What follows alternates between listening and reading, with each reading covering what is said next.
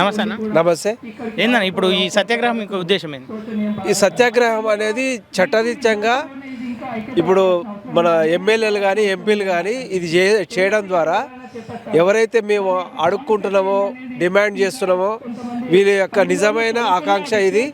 మేము 1947 నుంచి స్వాతంత్రం వచ్చినాక మాకు అన్యాయం జరిగింది, బీసీలు అందరూ అన్యాయంగా జరిగింది. కాకపోతే ఎస్సీలు ఎస్టీలకు కొంత రిజర్వేషన్ ఉంది, కానీ బీసీలకు రిజర్వేషన్ లేదు, ఉద్యోగాల రిజర్వేషన్ లేదు, రాజకీయ రిజర్వేషన్ లేదు. ఇది ఎవరైతే బీసీలకు రాజకీయ రిజర్వేషన్ వేస్తే నిజంగా సమాజం అనేది సమతుల్యం అవుతుంది. ఇది ఈ తరుణంలో అంటే అన్ని అందరూ సమానంగా ఉన్న ఈ తరుణంలో బీసీ రిజర్వేషన్ అవసరం అంటారా? అసలు సమానంగా ఉన్నదని మీరు అంటే ఏదో పైన మసిపూడిన మారేడికాయ లాగా చెప్తున్నారు తప్ప సమానం లేదు. ఎందుకంటే ఇప్పుడు డబ్బుల ప్రజాస్వామ్యం ఉంది, డబ్బుల స్వామ్యం ఉంది. డబ్బుల స్వామ్యంలో బీసీలు ఎవరు డబ్బులు పెట్టి గెలిచే పరిస్థితి లేదు. కాబట్టి ఎస్సీలన్నా కనీసం వాళ్ళ రిజర్వేషన్ ఉంది కాబట్టి అంత ఇంత ఒక 25% గెలవగలుగుతారు. మాకు మేము 56% ఉన్నాం కదా, మాకు ఇట్లా 56% రిజర్వేషన్ వేయడం ద్వారా సమాజంలో నిజంగా ప్రజాస్వామ్యం కావాలని కోరుకుంటున్నారు, సమానత్వం కావాలని కోరుకుంటున్నారు. బాబాసాహెబ్ కలగన్న సమాజం రావాలంటే మా అందరికీ బీసీలకు 56% రిజర్వేషన్ రాజకీయాలు ఇస్తే మేము ఆటోమేటిక్గా ఉద్యోగాలు తీసుకోగలుగుతాం. రాజకీయాలు ఇవ్వాలని రాజకీయాలు ఇవ్వడం కోసమే ఈరోజు సత్యాగ్రహం అనేది మొదలుపెట్టాం.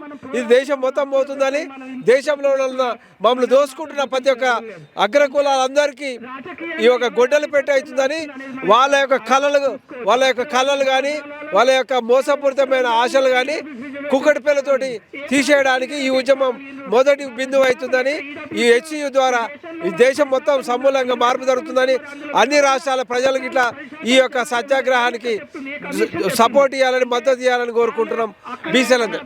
అంటే ఎంతో జ్ఞానం ఉన్న ప్రొఫెసర్లు కావచ్చు, దేశానికి భవిష్యత్తు అయిన విద్యార్థులు కావచ్చు, ఉద్యమకారులు కావచ్చు, వీరందరూ గొలం విప్తూ బీసీ ఏదైతే మనకు బీసీలకు జనగణన అవసరం అని చెప్పేసి పోరాటం చేస్తారు. మరి ప్రధాన పార్టీలో ఉన్న నాయకులు చేయకపోవడానికి గల కారణం ఏమై ఉంటుందన్న? అంటే వాళ్ళందరూ వాళ్ళు వేసే ఏదో భిక్ష బ్రెడ్ బిస్కెట్లకు తిని అలవాటు అయిపోయారు.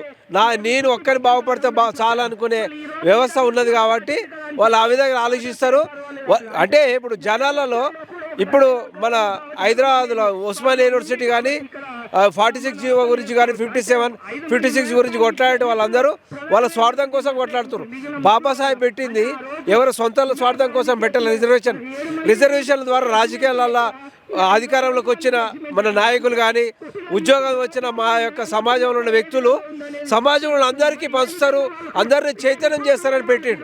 కానీ ఉద్యోగం వచ్చిన వాళ్ళ సొంత కుటుంబం కోసం ఆలోచిస్తుంది తప్ప సమాజంలో ఉన్న ఎవరికి అది అందాలని కానీ సమాజంలో ఉన్న అందరికీ చెందాలని కానీ అందరూ ఆరోగ్యంగా ఉద్యోగాలలో అన్ని అవకాశాలు సమానం కావాలని కోరుకుంటారు. ఎందుకంటే నేను ఒక్కరిని బాగుంటే చాలు వీళ్ళందరూ బానిసత్వంలో ఉండాలని కోరుకుంటారు. అట్లా కోరుకోవడం ద్వారా సమానత్వం జరగదు.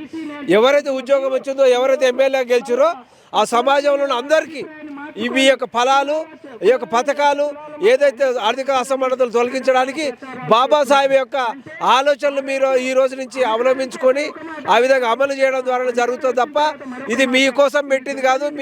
మీ యొక్క ఏదో మీరు రాసిన ఎగ్జామ్లో 4-5 మార్కులు ఎక్కువ రావడం ద్వారా మీకు ఉద్యోగం రాలేదు.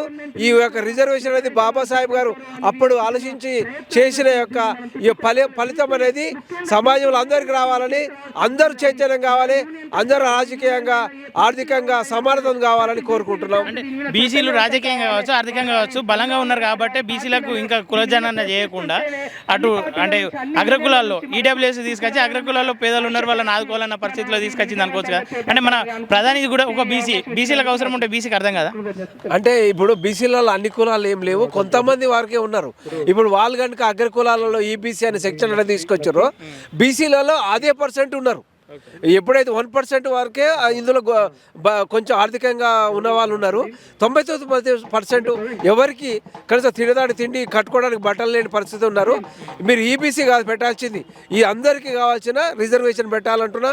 బీసీల యొక్క గణన చేసి బీసీలకు కావాల్సిన రిజర్వేషన్ పెట్టడం ద్వారా అసలు యాక్చువల్గా ఈ మామూలుగా ఓపెన్ కేటగిరీలో ఉన్న ఒక ఎక్స్ట్రా 10% అనేది ఈబీసీ ద్వారా వాళ్ళు కొట్టుకోవడం జరిగింది. అది గిట్లా మాకు నష్టమే.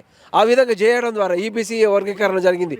మాదే పోయింది, బీసీలదే పోయింది, ఎస్సీలదే అట్లనే ఉంది, బీసీలదే పోయింది. మళ్ళా ఇంకొక ఏదో మళ్ళీ పన్నాగం పడి మళ్ళీ కుట్రపూరితంగా మాది గుంజుకోవడానికి చేస్తుంది తప్ప మాది మాకు ఇవ్వడం ద్వారా మాకు సమానం జరుగుతుందని రాజకీయంగా 3% ఉన్న వాళ్ళు మా యొక్క సీట్లని గుంజుకొని మమ్మల్ని గెలవకుండా చేసి మీ యొక్క డబ్బు ద్వారా మమ్మల్ని ఏ విధమైన పరికరాలలాగా చేయడం ద్వారా మీరు ఈ ఆర్థికంగా లేదా రాజకీయంగా ఎదుర్కొకుండా చేయడం ద్వారా మీ సమాజంలో మేము కనుమరుగు కావడానికి మీరు వేసుకున్న పన్నాగం అంటున్నా మా వాళ్ళకు ఏమి ఉసిగొలుపుతారంటే దేవుడు అని మతం అని లేనిపోని అన్ని అవన్నీ మాకు కల్పించడం ద్వారా మేము అదే ముసుగులో కింద మీద పడుతున్నాం.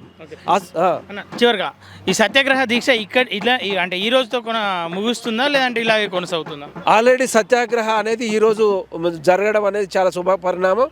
కిరణ్ కానీ ఆళ్ళ రామకృష్ణ కానీ ఇంకా వేరే బీసీ సంఘాలు అన్నీ కలిసి ఐక్యవేదికగా జేఏసీగా మనం ప్రకటించుకోవడం జరిగింది దిల్సునగర్లో.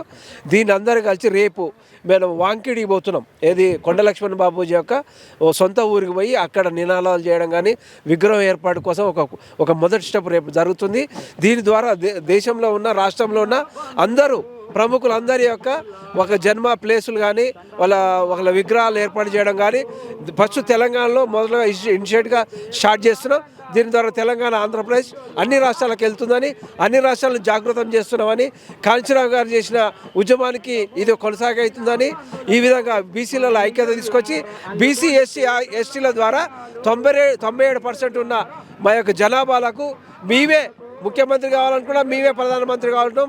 ఏదో ప్రకటించిన బీసీ కాదు, నిజంగా బీసీ సంఘాల నుంచి, ఎస్సీ సంఘాల నుంచి, ఎస్టీ సంఘాల నుంచి ఒక నాయకుడు రాష్ట్రంలో, దేశంలో ఏలడానికి ఇది మొదటి అదిగా అవుతుందని నేను కోరుకుంటా. దానికి కిరణ్ గారికి ఈ యొక్క నేను పెట్టిన ప్రతి ఒక్క మా తమ్ముళ్ళందరికీ నా యొక్క స్వాగతం, సుస్వాగతం, శుభాకాంక్షలు, ధన్యవాదాలు చెప్తున్నాను. Okay, thank you.